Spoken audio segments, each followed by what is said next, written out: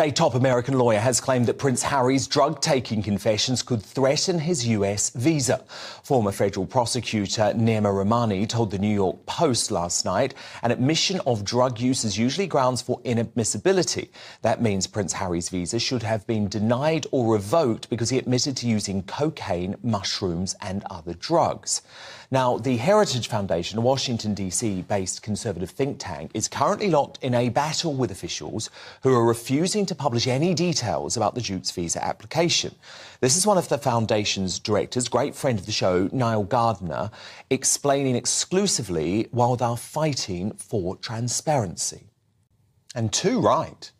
So joining me now, Prince Harry's biographer, Angela Levin. Angela, do you think, given he has very clearly broken US law, that Prince Harry should actually now be deported from the US? Yes, it's very interesting because when I heard him say what drugs he's taken without feeling uncomfortable in any way, I thought to myself, he's going to be in trouble. You know, he might not get back into America again. So somebody, you know, I'm not a lawyer, I don't know these things, but it's quite obvious that America does not like to take people in who take drugs. It's been going on a long time, and he shouldn't get special treatment.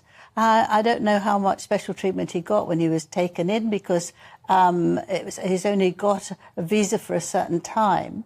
But this is more important, and I just don't understand how he could be so naive, Harry, and say what he was taking almost as if it was an accomplishment.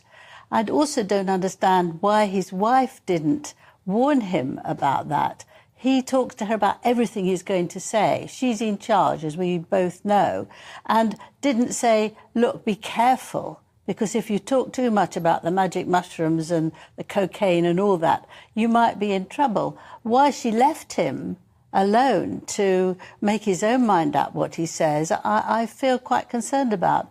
And also the mental health guru who was talking to him should have said beforehand, don't mention all the drugs. Here's a man who's helping him, who's in such a muddle to try and think clearly and improve, and there he is actually making his life extremely difficult. So he said he's killed 25 Afghanistans, which makes his life much more difficult, and that people could be after him, and he needs even more protection. And this one makes it very difficult if he can get back into his country, if he leaves for the coronation. I think that's very significant, and you ought to take that into account. Because maybe they won't let him back in. Maybe they won't let him come back. So here's the gist. Harry has openly admitted, in interviews, in his book Spare, and frankly to anyone who will listen, that he's used cocaine, weed, magic mushrooms, ayahuasca, you name it. Now, under normal U.S. immigration rules, that's a big red flag. If you admit to illegal drug use, you can be denied a visa or even have one revoked.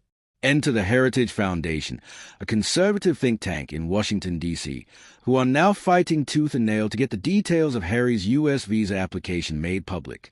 Why? Because if Harry admitted to drug use and still got a visa, they believe that celebrity justice in action, one rule for the rich and famous, another for everyone else.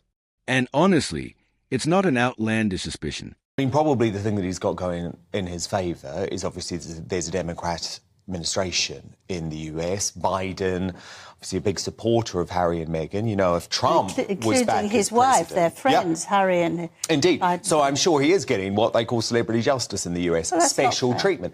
But if there was a Trump administration, he actually might be collared, could be booted. Because, you know, if this was an ordinary citizen who had boasted about drug use in this way, there is no way he would have been allowed to enter the US. I've read lots of stories today of ordinary British folk who have been caught by US customs officials. Sometimes they even go through people's phones just to make sure that there's no talk of drug use. Harry has actually admitted it. He's boasted about breaking the US law. I think there's one thing, that if you're not caught actually taking drugs or selling drugs, you might not be thrown out. Well, But I if actually read the story of one woman who had simply spoken to friends on text messages about taking drugs, no criminal charges whatsoever, and she was booted out of the country by Yeah, it's a customs very officials. unfair world, and he shouldn't get away with it. I mean, he's no longer a prince, really, in working capacity. He's had amazing help and being spoilt absolutely from top to bottom.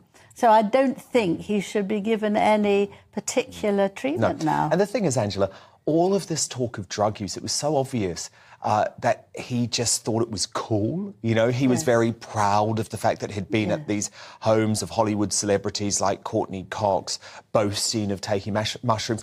It's actually, for someone who claims that he's a humanitarian, I mean, I don't believe Prince Harry's a humanitarian for a single second. There's one human being he cares about, and that's himself. But he claims to be a humanitarian. Does he have any understanding of the millions of lives around the world that are destroyed because of the scourge of drugs? The young people who get caught up and used by drug dealers. And it actually makes me sick. These middle-class drug users who have no idea of the consequences of their actions because they think it's cool. They think it's cool to break the law. Yes, they're frightened not to because all their friends are doing it, so they have to too. But also, I'm sure you read that several mothers have complained about him talking about certain illegal drugs because she said her child took it and actually it killed him. There was a him and a her. Because he's also encouraging the use of psychedelics too. Yes. For mental health treatment. Well, who's he to make he shouldn't be. that pronouncement? He should have been sacked straight away because you can't imagine someone who cannot understand anything about his own problems, hasn't improved, he's got far worse than he did when he was 10 years younger. And you can't let people just take what you're saying and using it in a terribly bad capacity. You have to take some responsibility. He hasn't learnt how to be responsible. He's had everything done for him, and he still can't be responsible for his own life, let alone other people. No, indeed. And look, one of the reasons I'm so opposed to drugs is because when I have seen people in my own life who become under the influence, you know, it is a one-way path to mental destruction. And I think actually we can look at Harry's life, see how things have unravelled over the past couple of years, and actually think that maybe all of this drug use has been a part of it. You know, but Angela, well, he started at 17, and he's obviously still carrying on, and so that must have a bad effect. Exactly, on his whole thought process. I think if Prince Harry were to quit the drugs, actually maybe he would have a happier life. This whole issue boils down to two big risks. Legal risk. If the Heritage Foundation gets its way, we could find out Harry got special treatment on his visa. That could cause political embarrassment for the Biden administration and open a very awkward can of worms for Harry. Reputational risk. If Levin's right and Harry's judgment really is being impaired, then every lawsuit, every TV interview, every public appearance is another opportunity to look unstable, petty, or hypocritical. And once the public starts seeing you as unreliable, it's very hard to recover. The hosts end on the idea that the public needs accountability, not excuses.